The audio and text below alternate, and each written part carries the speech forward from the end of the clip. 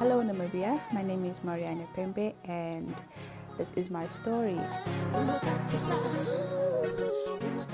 I'm a typical village girl. I grew up in a very beautiful village called Eheke. It's near Ondangwa or within the vicinities of Ondangwa. When I was age 5, I came for my grade 2 because at the school where I was, they told my mom I should cut my hair, and I told my mom I didn't want to cut my hair.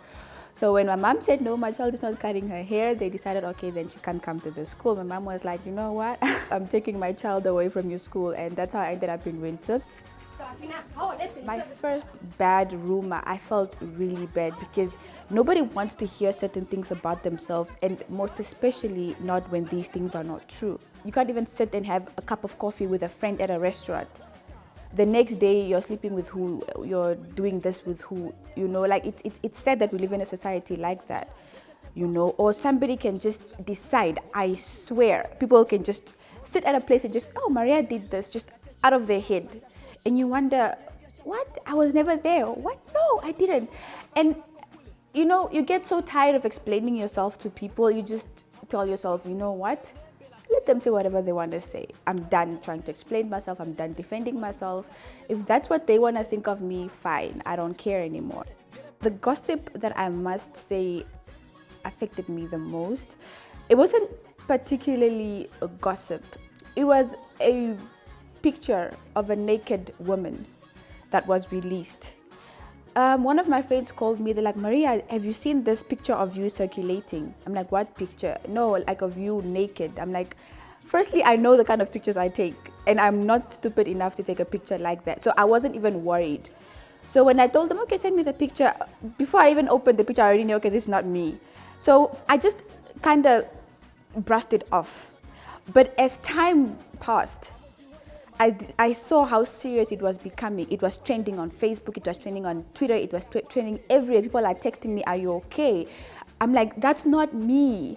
That's not even my face. That's not even my body. I know my body. I don't have a piercing because the girl in the picture had a belly piercing. I've never been pierced like on my belly ever. And they just get away with it. They write whatever nonsense they want to write and they sell it to people and nobody does anything about it. I really stopped caring about what people say or what people think. And for me, what's important is having a very strong support system. I have very, very supportive friends. I have a very, very supportive family. And I'm a strong person. I'm an extremely strong person at heart, and that kind of really, really helped me. There she come out! There she come! Don't play no! There she come! Come here! What is this? Come out! Come out! Today's today! Come out! These are the stories that I spoke about.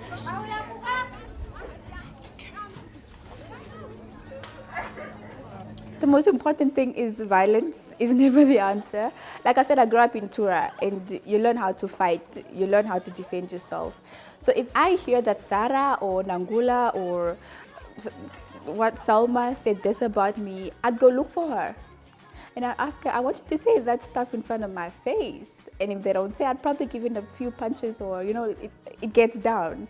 But it's actually not worth it, hey? Like, be a lady, Let them talk. Your life is important to them. Let them talk. Well, if I were to advise people out there on how to deal with gossip, sometimes you just need to realize that people will always talk.